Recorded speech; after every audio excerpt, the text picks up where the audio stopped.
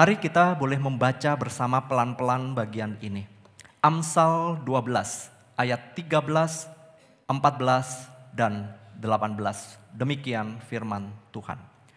Orang jahat terjerat oleh pelanggaran bibirnya, tetapi orang benar dapat keluar dari kesukaran. Setiap orang dikenyangkan dengan kebaikan oleh karena buah perkataan, dan orang mendapat balasan daripada yang dikerjakan tangannya. Ada orang yang lancang mulutnya seperti tikaman pedang, tetapi lidah orang bijak mendatangkan kesembuhan. Berbahagialah kita yang boleh membaca, merenungkan dan melakukan firman Tuhan ini. Saudara, ada satu peribahasa yang sangat kita kenal, yaitu mulutmu adalah harimaumu. Saudara, peribahasa ini seringkali dianggap dengan konotasi yang negatif, bahwa setiap kata-kata yang kita lontarkan itu selalu menyakiti orang lain. Saudara, meskipun demikian, peribahasa ini juga mempunyai makna bahwa setiap kata itu punya kekuatan, punya efek daya kekuatan yang sangat besar, efeknya bagi diri kita sendiri, juga bagi orang lain. Efeknya itu bisa baik, tetapi juga efeknya itu bisa buruk.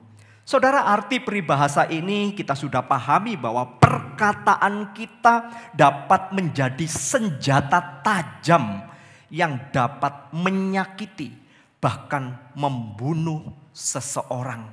Ketika kita tidak bisa menjaga mulut kita dengan baik.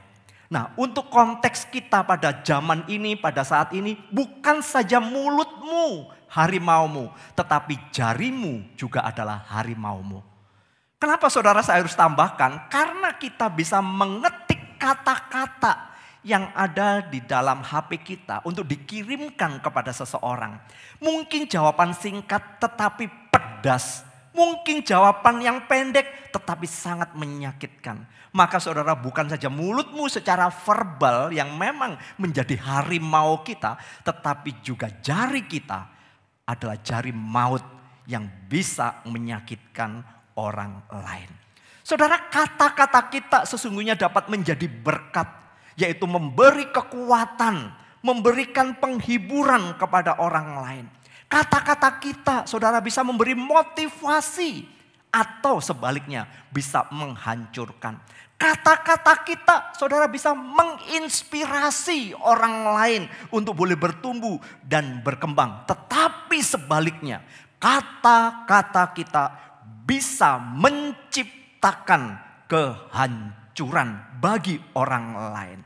Saudara, kata-kata yang keluar dari mulut kita bisa menjadi bumerang bagi diri kita sendiri. Tatkala perkataan itu sudah mulai menyakitkan orang lain dan kemudian terjadilah pertengkaran.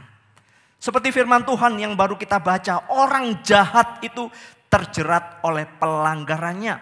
Bahasa Indonesia sehari-hari menuliskan demikian, orang jahat itu kata-katanya buruk. Kata-kata buruk yang diucapkan itu adalah orang yang jahat. Tetapi orang benar itu akan keluar daripada kesukaran. Setiap orang itu dikenyangkan dengan kebaikan oleh buah perkataan. Jadi saudara, ketika dikatakan kenyang dengan kebaikan, kata-kata itu adalah kata-kata yang memang memberikan sebuah inspirasi. Kata-kata itu adalah kata-kata yang menumbuhkan buat orang lain.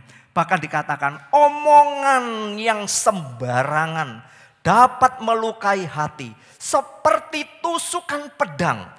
Kata-kata bijaksana bagaikan obat yang menyembuhkan. Itu ayat ke-18 dalam terjemahan bahasa Indonesia sehari-hari. Saudara, beberapa fakta yang bisa kita lihat berkenaan dengan masalah berkata-kata di dalam sebuah komunikasi.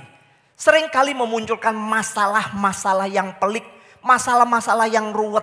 Awalnya sederhana, gak timbul masalah. Tetapi lama-kelamaan saudara, kata-kata itu semakin tajam. Kata-kata itu semakin menyakitkan. Terlebih itu terjadi di dalam keluarga kita. Kita lebih mudah mengucapkan kata-kata tajam yang menusuk dan menohok. Itu adalah kepada pasangan kita. Kepada orang-orang yang ada di sekitar kita. Kepada anak kita. Bahkan anak kita juga bisa menusuk dengan kata-kata yang menyakitkan kepada orang tuanya. Saudara, masalah muncul seringkali terjadi akibat adanya ketidaknyambungan komunikasi. Yang membuat kita jadi salah ngerti. Salah, nggak paham, gagal paham apa daripada inti pembicaraan itu. Cobalah kita lihat sehari-hari. Pertengkaran di rumah terjadi gara-gara kata-kata yang mungkin sederhana. Tetapi saudara, kata-kata itu tidak nyambung. Tanyanya apa, jawabannya apa. Saudara tanya baik-baik, dijawab nyolot. Saudara-saudara, komplainnya kemudian sangat pedas dan menyakitkan.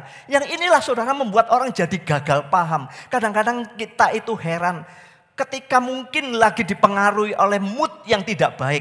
Jawaban kita bukan saja secara verbal tapi juga lewat jari kita. Jawaban kita itu bisa menyakitkan pasangan kita. Beberapa data itu menunjukkan saudara bahwa perceraian sering terjadi adalah akibat daripada masalah komunikasi. Di mana masing-masing pribadi dari suami istri menganggap pasangannya itu adalah pasangan yang sudah melecehkan dia, merendahkan dirinya. Bahkan seringkali menganggap pasangannya itu adalah tidak bisa memahami dirinya. Saudara, kenapa? Karena komunikasinya buruk, komunikasinya nggak nyambung. Kata-kata yang keluar dalam komunikasi itu lebih banyak hal-hal yang buruk. Kata yang keluar seringkali kata-kata yang kasar. Kata-kata yang keluar kata-kata yang menyakitkan. Komunikasi yang terjadi di dalam rumah tangga, di dalam keluarga kita bukannya menenangkan hati. Tapi malah membuat frustasi. Siapa yang di rumah sudah mengalami frustasi? Saudara, rumah adalah tempat yang seharusnya membuat kita mendapatkan sebuah inspirasi, ketenangan, kedamaian. Tetapi rasanya banyak orang males pulang ke rumah. Karena di rumah saudara, gonggongan istri kita melebihi daripada anjing peliharaan kita. Saudara-saudara, ketika saya tanya kepada anak-anak, seringkali saya tanya begini, siapa di rumahmu yang paling cerewet? Kalau anak-anak selalu jawabnya siapa? Mama. Anak-anak saudara. Karena mama memang mulai bangun pagi sampai dia pulang mau tidur lagi ngomel terus saudara-saudara. Untung gak pelihara burung beo. Burung beo juga bisa ngikutin nanti saudara ya. Tetapi yang berbeda adalah ketika beberapa pasangan yang kemudian konseling dan saya tanyakan. Siapa sih yang sesungguhnya paling cerewet di rumah? Suami. Jadi saya kaget, biasanya istri yang paling cerewet, tetapi katakan suamiku paling cerewet Pak. Gue stres lihat ngoceh terus ini gak benar, itu gak benar. Ya saudara, berbahagialah jikalau engkau menjadi seorang istri yang ketemu suami yang cerewet. Karena itu adalah langka saudara. Saudara-saudara, contoh lain saudara-saudara yang bisa saya mengatakan bahwa persoalan itu bisa terjadi dalam sebuah keluarga besar. Keluarga besar, ini kan tadi skupnya suami istri dan anak. Tapi bisa juga terjadi di dalam keluarga besar kita akibat komunikasinya yang buruk di antara sesama saudara. Berapa banyak saudara antara kakak, adik dan sesama saudara itu terjadi kata-kata yang saling melecehkan. Kata-kata yang merendahkan. Kata-kata yang kemudian saudara-saudara kasar. Dan itulah menjadi biang pertengkaran yang seringkali terjadi adalah berujung kepada permusuhan. Tidak sedikit orang kemudian mengatakan memutuskan hubungan dengan saudaranya. Memutuskan hubungan keluarga. Karena apa saudara? Dia merasa terzalimi. Merasa dirinya saudara tidak mendapatkan perhatian atau diserang oleh saudara-saudara yang lain. Nah disinilah saudara, masalah komunikasi juga sering terjadi antara orang tua dengan anak remaja. Nanti saya akan tunjukkan beberapa data. Yang terjadi seringkali anak remaja dengan orang tuanya. Karena apa saudara, orang tuanya misalnya menyuruh apa, anaknya jawabnya semakin nyolot. Betul nggak? Anak remaja sekarang kalau ditanya baik-baik, tolong bantuin mama. Jawabnya itu kenceng, ngegas. Entar. Wow, saudara. Nggak gitu. Tunggu, tapi saudara, beda ya kalau dulu kita itu ketemu dengan orang tua. Orang tua ini belum ngomong. Nggak tahu kalau saudara memang berani melawan orang tua. Kalau saya pada waktu itu cuma dipelototin gini. Kalau ada tamu kan biasanya kita itu cari perhatian. Pelototin gini aja saudara. Mundur. Betul? Coba anak remaja sekarang pelototin. Ngapain melotot-melotot? Saudara, beda. Tapi yang intinya demikian saudara, komunikasi itu menjadi buruk. Akan menghancurkan sebuah relasi. Relasi dengan siapa? Dengan pasangan kita. Dengan siapa? Dengan anggota keluarga kita. Dengan anak-anak kita. Bahkan juga menghancurkan relasi dengan orang lain. Saudara, setiap kita ini tentu ingin memiliki sebuah relasi yang baik, yang tercermin di dalam komunikasi yang nyambung, komunikasi yang baik, komunikasi yang efektif di dalam keluarga. Saya yakin semua merindukan komunikasi seperti ini.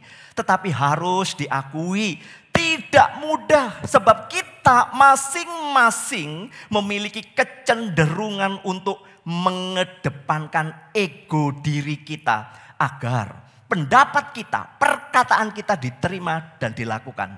Coba di dalam cara saudara berkomunikasi dengan pasangan, dengan keluarga saudara, dengan anak-anak, anak-anak dengan orang tua. Coba perhatikan, apakah komunikasi yang terjalin adalah komunikasi saya mau mendengarkan dia atau sebaliknya.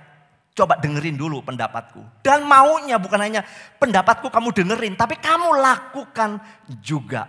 Nah disinilah saudara menjadi biang masalah. Komunikasi yang tidak nyambung ketika satu pribadi sudah menempatkan egonya terlebih dahulu. Saudara, komunikasi yang efektif dan nyambung tidak bisa datang begitu saja. Saya tuliskan. Komunikasi yang nyambung efektif tidak bisa datang begitu saja. Tetapi ini perlu diupayakan dengan baik. Perlu yang namanya kerja keras. Perlu niat untuk melakukannya. Namun saudara gini loh, kesulitannya itu adalah seringkali kita itu memakai latar belakang kita menjadi sebuah excuse ketika kita berkata-kata. Contoh, ada orang-orang yang dari daerah tertentu ya, yang memiliki gaya bicaranya nadanya itu tinggi terus. Ya, do-nya itu selalu tinggi terus, gak pernah do rendah. Dia selalu ngomongnya itu kenceng, kemudian ngomongnya keras. Jadi membedakan antara yang marah dengan yang ngomong biasa bingung. Nah seringkali orang kemudian saudara-saudara meng-excuse dirinya. Lah aku ini memang asal dari daerah ini, nada bicaranya ya seperti ini. Ya blak-blakan seperti ini. Saudara, maaf. Kalau memang kita itu mau membangun satu komunikasi yang baik, komunikasi yang nyambung, itu harus diupayakan. Harus ada yang namanya kerja keras. Kenapa kita kemudian excuse dengan keberadaan kita dan gaya bicara kita? Persoalannya adalah karena kita memang tidak mau berupaya untuk menerapkan firman Tuhan di dalam kita berkata-kata. Sekali lagi, kita jujur saja tidak mau mengupayakan bekerja keras untuk menerapkan firman Tuhan di dalam setiap kita berkata-kata. Apa maksudnya? Saya akan menjelaskan. Saudara, komunikasi yang nyambung, komunikasi yang efektif mungkin merupakan satu aspek yang paling tersulit di dalam sebuah pernikahan Kristen. Kenapa? Karena saudara, di dalam pernikahan Kristen, keluarga Kristen, seringkali kita masih membiarkan keinginan egois kita mengendalikan tindakan kita. Jadi saudara-saudara, tragisnya pasangan Kristen atau keluarga Kristen tidak jauh lebih baik daripada pasangan-pasangan non-Kristen. Karena memang banyak keluarga-keluarga Kristen atau pasangan Kristen yang masih membiarkan natur lama atau manusia lama masih bercokol di dalam hatinya. Manusia lama itu menguasai hidupnya yang kemudian mendorongnya untuk bertindak. Jadi aneh bukan? Kalau kemudian sebagai orang Kristen yang kemudian mengenal Kristus, tetapi dia masih mengenakan manusia lama. Nah disinilah saudara-saudara kebenarannya yang harus kita perhatikan. Sebagai manusia baru yang telah ditebus oleh darah Kristus. Kita itu dapat mengembangkan pola komunikasi yang baik, pola komunikasi yang benar di dalam relasi kita dengan pasangan kita, dengan anggota keluarga kita. Supaya nyambung, komunikasi itu supaya saling menumbuhkan untuk kita memuliakan Tuhan. Saudara, pada waktu kita ngomong, seharusnya omongan-omongan kita memang ada nasihat, ada teguran, ada komplain ketika kita berbicara. Tetapi saudara, apakah ketika kita mengungkapkan itu, kata-kata yang bisa kita keluarkan adalah kata-kata yang bisa membangun. Kata-kata yang memang menumbuhkan dan memperbaiki.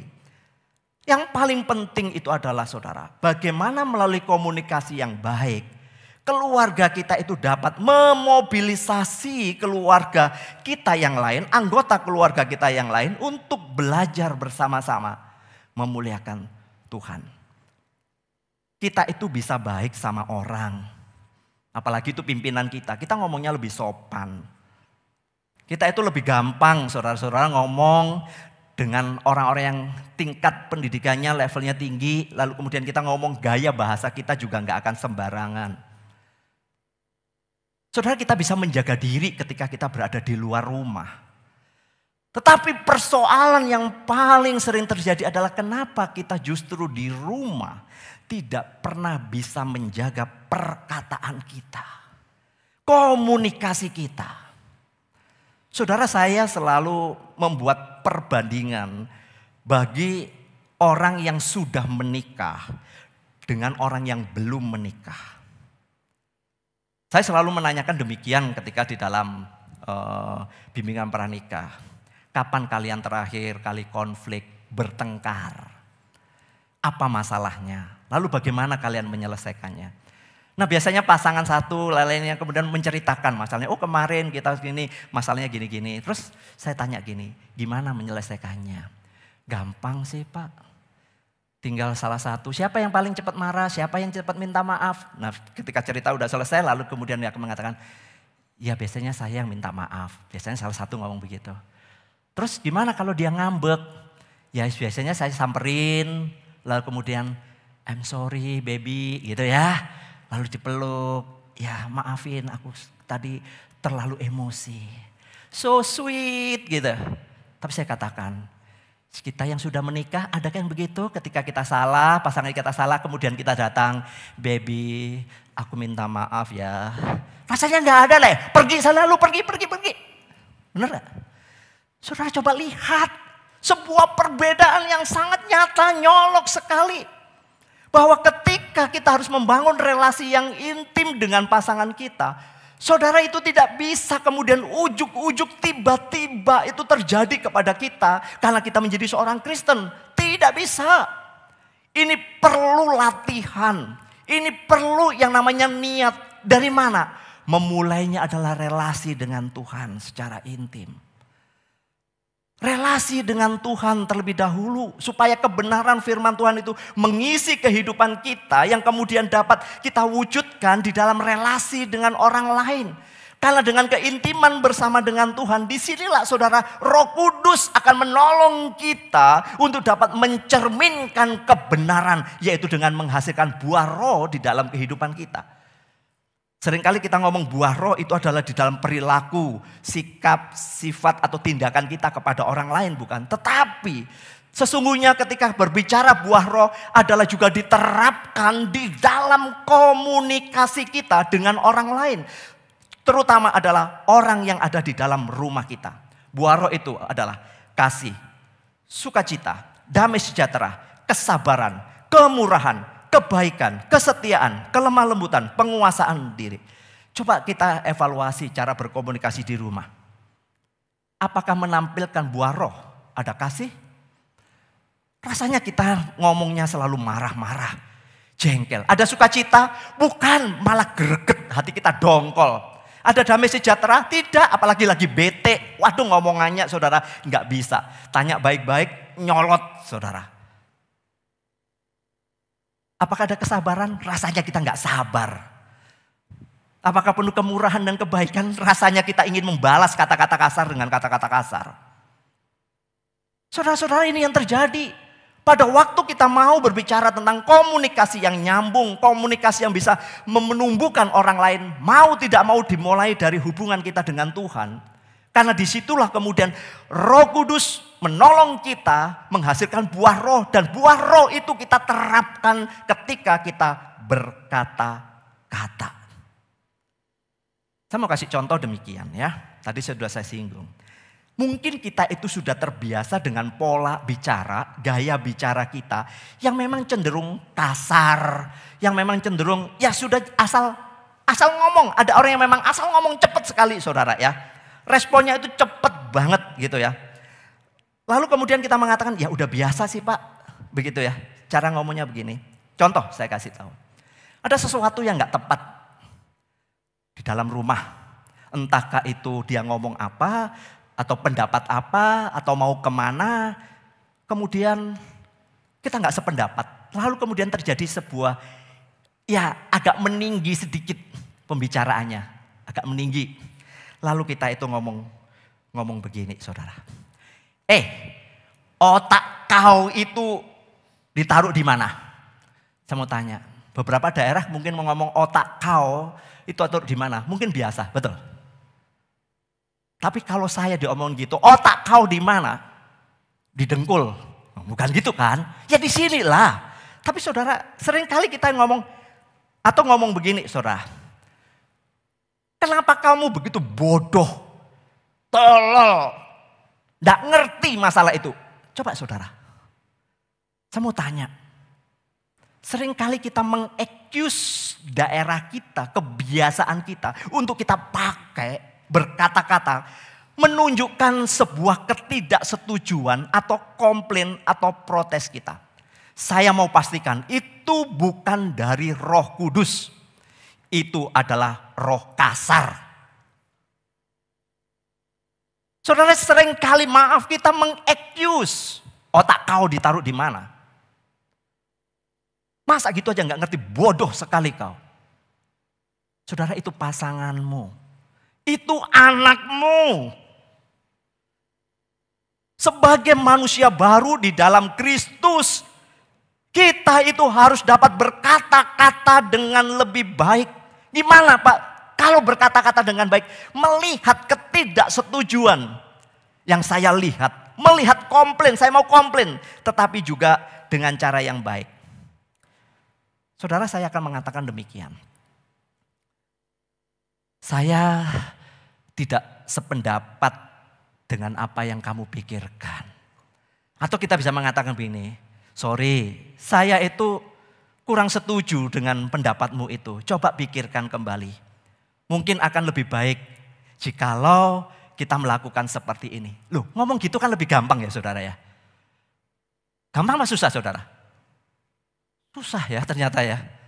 Coba di rumah praktekin nih saudara. Kalau ada sesuatu yang gak benar, lebih mudah mana? Dasar kau. Nah, dasar kau itu loh saudara. Itu yang kemudian kau juga. Nah, mulailah saling berbalasan. Kalau satu menyebutkan anjing, mungkin yang satu menyebutkan kucing. Maka jadilah Tom and Jerry di rumah. Nadanya semakin tinggi. Padahal kalau kita gak setuju kan tinggal ngomong aja. Sorry ya. Aku hal ini gak setuju. Loh, itu jauh lebih baik. Saudara, ini bukan sebuah lelucon jargon yang saya mengatakan ketika kaki kita keinjek orang lain lalu kemudian kita ngomongkan. Permisi mas, permisi mbak. Menurut etika aturan kaki itu bukan menumpang di kaki orang lain. Kan gak begitu ya saudara-saudara. Kita akan mengatakan, hai mata kau ditaruh di mana? Itu dengan nada yang keras. Saudara, kita di rumah. Di rumah ternyata kita memakai nada-nada yang tinggi. Padahal itu rumah kita. Maka tadi saya mengatakan di rumah bukan kemudian komunikasi yang membuat kita happy, membuat kita bahagia, membuat kita tenang. Tetapi membuat kita tambah stres dan tambah frustasi. Ayo, siapa yang di sini merasakan frustasi di rumah? Gara-gara salah satu ngomongnya selalu kasar. Saudara, komunikasi itu Bukan sekedar kata-kata yang keluar dari mulut kita, namun juga adalah keluar dari keseluruhan hidup kita. Ada sebuah penelitian saudara ya, sebuah penelitian yang menunjukkan demikian, bahwa ketika kita berkata-kata dengan orang lain ya, orang itu menangkap hanya 7% saudara. Ketika ngomong begini, orang itu hanya menangkap 7%. Apalagi komunikasi di rumah. Ngomong apa pasangan kita, itu hanya 7% saudara, hanya 7%. Tetapi kemudian yang menarik adalah orang itu akan memberikan sedikit perhatian, sekitar 38% itu adalah dari nada bicaranya.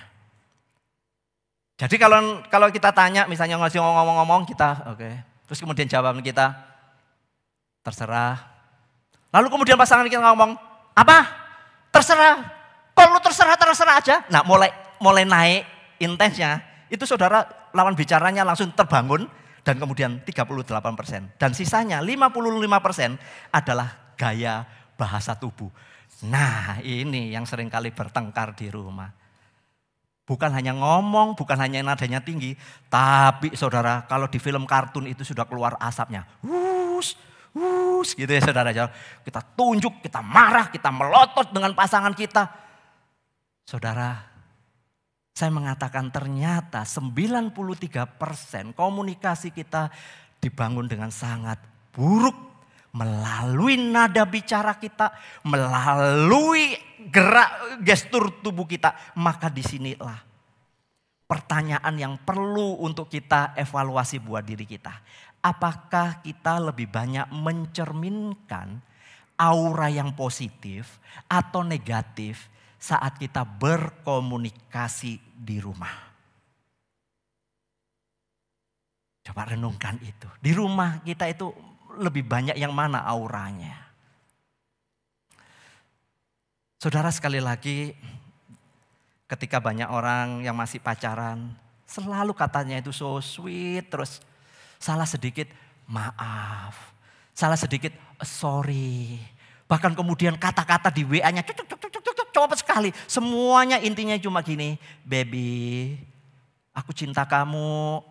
Sorry ya tadi kata-kataku kasar. Selalu saudara cepat baikan, nggak sampai berlarut-larut. Tetapi anehnya di rumah, saudara-saudara bisa 3 hari pasangan nggak ngomong saudara. Seorang mengatakan, saya sudah 3 hari pak nggak ngomong-ngomongan. Lah terus? Ya saya siapin aja, terserah dia mau makan apa enggak. Lah terus? Ya sampai kapan? Ya kuat-kuatan pak, siapa yang berani ngomong? Saudara, apakah itu yang saudara lakukan di dalam rumah? Saudara, Roh Kuduslah yang akan memimpin kita untuk memiliki yang namanya pikiran Kristus. Sehingga di dalam segala keterbatasan kita, sekali lagi keterbatasan kita itu tetap mau belajar untuk membangun dan memiliki kata-kata yang menghasilkan kebenaran, menghadirkan kebenaran Kristus. Ini tidak selalu perkataan yang pelan, tenang, menunjukkan pikiran Kristus. Pelan, tenang, saudara-saudara ngomongnya santai, tapi kalau kata-katanya memojokkan, kata-katanya menyakitkan, kata-katanya menyakiti, melecehkan, merendahkan, bahkan kata-kata itu membunuh karakter daripada orang itu adalah kata-kata yang jahat.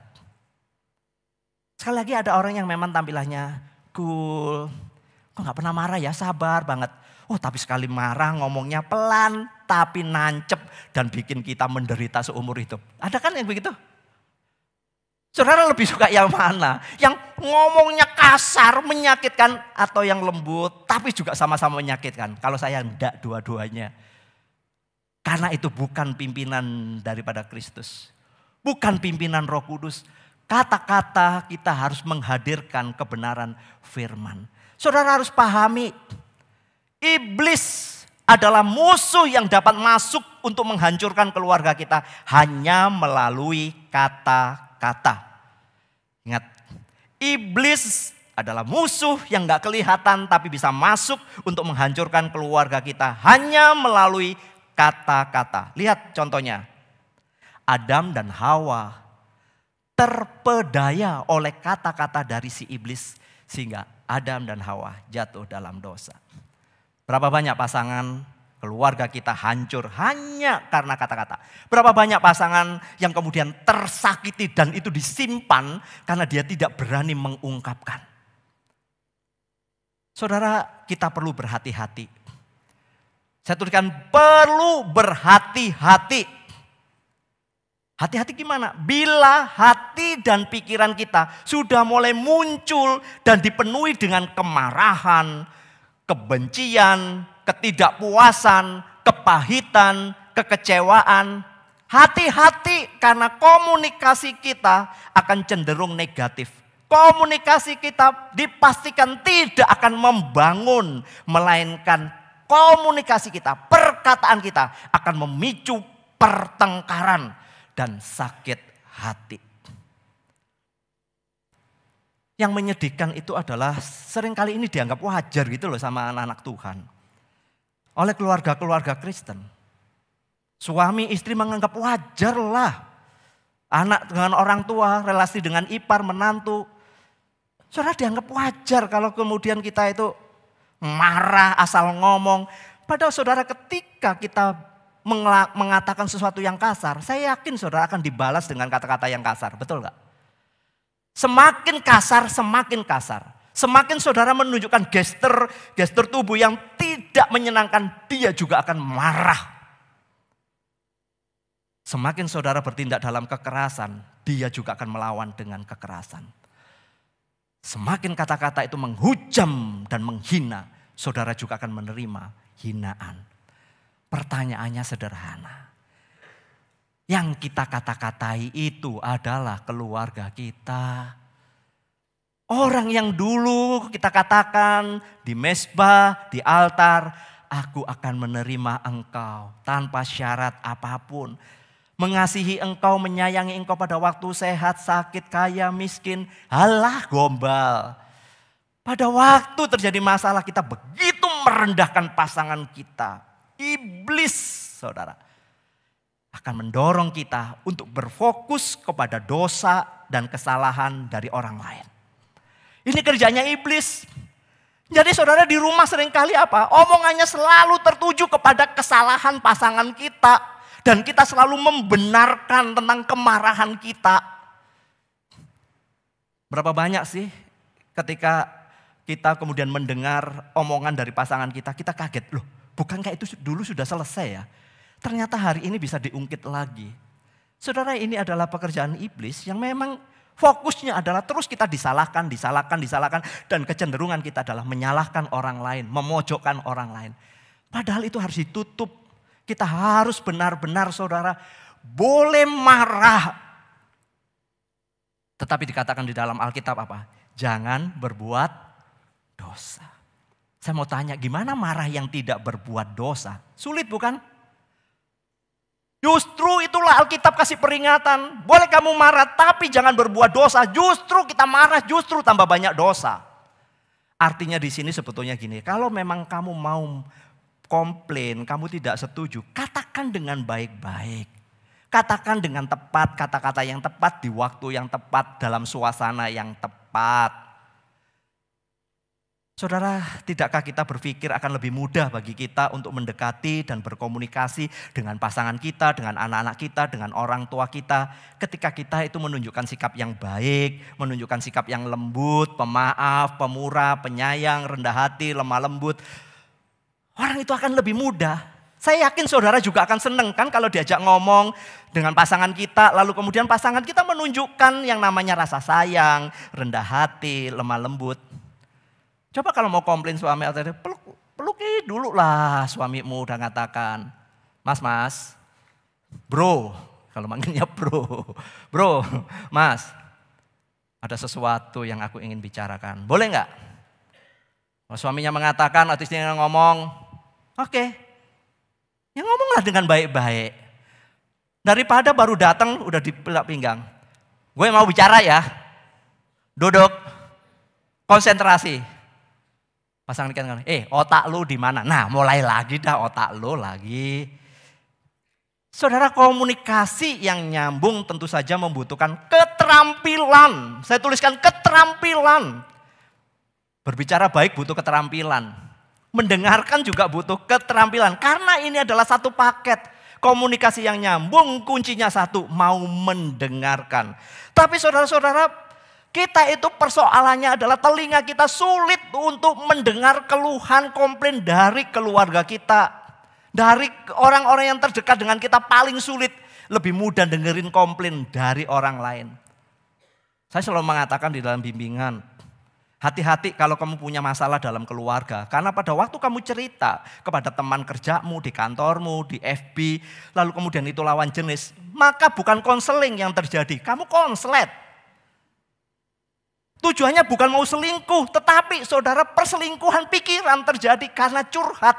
Menjelekkan suaminya, istrinya di FB, kemudian ketemu kopi darat. Ya terjadilah saudara konslet itu. Saudara-saudara, kenapa sih lebih enak dengerin orang ngomong ya? Apalagi itu lawan jenis, aduh enak sekali rumah tangganya. Lalu kemudian kita merasa iba, lalu kemudian kita seperti menjadi superhero. Gue mau jadi Superman buat lo. Lah istrimu, suamimu, kamu tindas sedemikian rupa. Ini loh saudara persoalan. Kenapa sih kita gak mau mendengarkan dengan baik? Pertama saudara, kita itu nggak punya niat untuk ngerti pasangan kita. Jadi ngomong ya udah ngomong aja. Memang gua nggak niat, ngoceh aja. Intinya apa? Nggak tahu. Memang nggak punya niat untuk dengerin. Hati-hati, saudara. Kedua, kita itu sibuk cari jawaban. Coba kalau kita lagi diskusi dengan pasangan kita, dengan anak kita, saudara, kita nggak mau dengerin apa yang menjadi ide atau kemudian komplain dari orang yang sedang berbicara dengan kita. Kita itu otak kita lagi cari jawaban. Gue cari jawaban apa ya? Oh dia ngomong gini, gue jawab ini. Oh dia komplain ini, gue jawab ini. Coba suami istri kan selalu gitu. Sudah nyiapin jawaban untuk mengcounter pasangannya. Betul? Makanya gak mau dengerin. Ketiga, seringkali saudara kita hanya setuju sesuai dengan apa yang mau kita dengar. Ah itu aku setuju yang itu. Tapi yang lainnya gak setuju. Karena apa? Di otaknya sudah ada frame bahwa dia harus menjawab seperti itu. Dan terakhir saudara, kenapa kita nggak menjadi pendengar yang baik? Karena kita sudah memiliki kesimpulan terlebih dahulu. Kita punya penilaian terlebih dahulu. Jadi orang mau ngomong apa kita sudah punya kotak. Mau dijelasin apa juga nggak bisa karena dia sudah kotak. Udah pokoknya jawabannya begini. Kalau udah pokoknya, aduh saudara-saudara sulit. Udah betul nggak? Inilah persoalannya. Bukan hanya ngomong tetapi juga mendengarkan. Untuk membangun sebuah komunikasi yang nyambung. Saudara, komunikasi yang nyambung itu jadinya apa sih? Komunikasi yang nyambung itu adalah komunikasi yang bisa dimengerti oleh dua arah. Bukan mencari kemenangan. Ingat, komunikasi dengan pasangan, dengan anak-anak kita bukan soal kalah menang, tetapi membawa sebuah pengertian bersama-sama, mengerjakan kebenaran seperti yang tertulis di dalam firman Tuhan tadi. Perkataan Kristus diam dengan segala hikmat di dalam kamu. Konflik di dalam keluarga itu normal bagi saya. Karena semua keluarga akan mengalami masalah dan konflik. Namun yang terpenting di dalam keluarga itu apa? Adalah bagaimana saudara bisa menanggapi konflik dengan baik dan benar. Sesuai dengan firman Tuhan. Ini yang langka dimiliki oleh keluarga-keluarga Kristen. Konflik hal yang biasa. Tapi bagaimana saudara menanggapi konflik itu dengan baik dan benar dan sesuai dengan firman Tuhan. Ini yang gak gampang. Maka saudara, cara kita menyampaikan sesuatu itu adalah lebih penting daripada apa yang kita sampaikan. Karena pada waktu kita menyampaikan cara kita, kalau gesturnya marah, komplain dengan nada-nada tinggi, ngegas, saudara gak akan pernah terjadi pembicaraan yang baik. Tapi kalau cara kita penuh dengan buah roh, mau membicarakan sesuatu yang penting, saya yakin saudara Roh Kudus akan menolong kita. Masalahnya kita itu gak sabaran. Saya mau menunjukkan beberapa penelitian yang kemudian ditulis oleh beberapa penulis. Karena di sini macam-macam ya. Ada yang pemuda, ada yang masih anaknya kecil-kecil. Saya mau tunjukin gini. Seorang yang bernama Kathleen Allen. Dia adalah seorang konselor, khususnya konselor bagi anak-anak remaja. Jadi kalau Bapak Ibu lagi punya anak-anak remaja, perhatikan apa yang dituliskan oleh Kathleen. Jika orang tua berusaha memperbaiki cara mereka menyampaikan kata-kata, remaja mungkin dapat mendengar kata-kata tersebut dengan lebih baik. Seringkali kita menuntut keras kepada remaja dan kita memberikan sebuah penghakiman. Contoh, Anak-anak remaja sekarang nggak tahu, saya senangannya lagu K-pop. Lagu K-pop ya tahu ya? Nggak tahu nih anak remaja atau muda senangannya lagu K-pop apa? Gitu ya. Tapi kita orang tua namanya juga anak remaja gitu ya. Gaya Korea gitu ya, rambutnya nggak dipang, macam-macam lah niru anak gaya-gaya K-pop. Lah kita ini orang tua senangannya dangdutan. Senangannya dangdutan saudara. Lalu kita mengatakan kepada anak remaja kita, itu musik apa? Itu musik apa itu? Itu nggak enak itu musik. Saudara, ngerti maksud saya ya? Dunianya udah beda. Saudara kepingin anak saudara jadi dangdutan. Lalu anak saudara nggak seneng dangdutan. Nah seringkali komunikasi ini jadi nggak nyambung. Harusnya ngomong gimana? Itu musik apa ya nak ya? Oh ini musik dari K-pop. Oh, asik juga ya. Tapi papa rasanya asing dengerin ya. Enggak apa-apa kita ngomong jauh lebih baik begitu bukan? Ini loh saudara yang dikatakan oleh Catherine. Terjadi permasalahan antara orang tua dengan anak-anak remaja. Karena ngomongnya orang tua selalu menempatkan anak remaja itu seperti dia sudah menjadi pemuda yang sudah menikah. Tuntutannya seperti itu, dituntut untuk seperti dewasa. Padahal mereka masih remaja. Gaya bicaranya seperti itu, pakaiannya seperti itu, cara ngomongnya seperti itu. Kan kita tinggal ngajarin aja yang baik. Maka dikatakan kalau orang tua berusaha memperbaiki caranya komunikasi, pasti anak-anak remaja itu mau dengerin. Jadi yang punya anak remaja dengerin. Kalau kita komplain, udah pasti saudara akan terjadi masalah. Komunikasi yang terbuka, komunikasi yang jujur, itulah yang menciptakan suasana yang memungkinkan anggota keluarga kita bisa menerima yang namanya perbedaan. Bisa menerima arti daripada kasih dan cinta di dalam keluarga. Bahkan keluarga anak-anak kita, anak-anak remaja akan kagum kepada orang tuanya.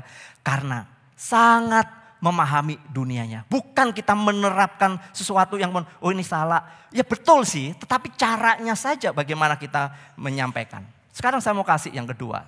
Bagi kita yang punya anak-anak kecil. Amy Morin, seorang psikoterapis. Saudara dia menangani banyak anak-anak pada masa kecilnya adalah anak-anak yang mendapatkan bully dari orang tuanya. Diperlakukan kasar oleh orang tuanya. Mendapatkan kata-kata yang buruk dari orang tuanya. Maka ketika dia remaja, ketika dia dewasa, seringkali orang-orang ini bermasalah. Kenapa? Karena masa kecilnya adalah masa-masa yang sangat menyulitkan. Amy Morin mengatakan demikian. Ungkapan atau kata-kata yang biasanya dilontarkan oleh orang tua juga dapat mempengaruhi pandangan anak akan dunia serta keyakinan mereka. Gini loh saudara, maksud saya. Kadang-kadang kita itu memang mau mendisiplin anak kita.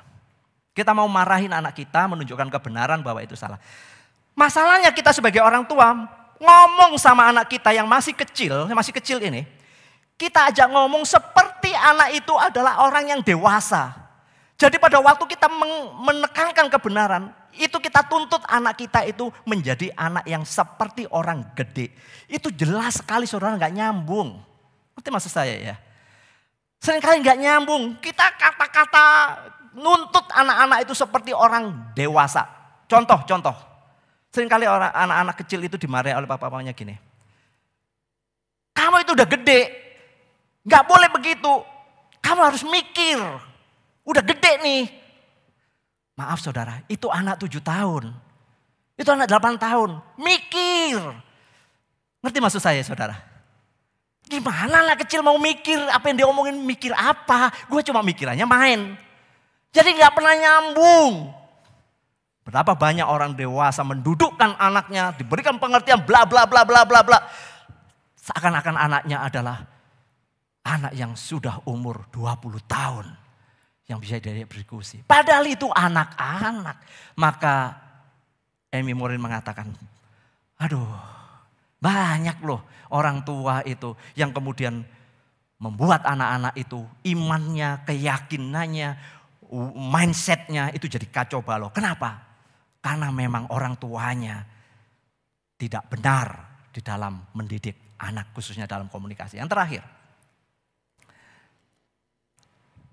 Saudara, kita pernah tahu tulisan ini dari Dorothy Law Notes. Saudara bisa membaca ini, saudara bisa foto ini. Intinya begini saudara, kalau anak itu dari kecil dididik dengan celaan, maka dia akan pintar maki. Kalau dia itu banyak saudara-saudara diajari permusuhan, mulai kecil kita ajak juga kelahi gitu ya, berdebat terus sama anak. Maka anak itu akan pintar berkelahi. Tetapi saudara, kalau anak itu ada di dalam rasa aman, dia akan belajar untuk percaya.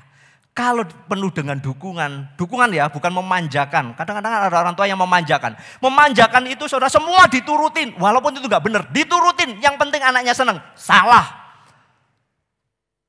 Dukungan itu adalah sesuatu yang positif yang bisa mengembangkan nilai-nilai anak itu. Maka anak itu akan menyenangi dirinya. Sebaliknya kalau orang tua mengatakan tidak boleh, tidak boleh, tidak boleh, tidak boleh, semuanya tidak boleh. Anak itu akan menjadi terkekang dan dia akan mencari pelarian kelak ketika dia akan remaja. Anak-anak yang dibesarkan dengan kasih sayang, anak-anak itu akan penuh dengan persahabatan.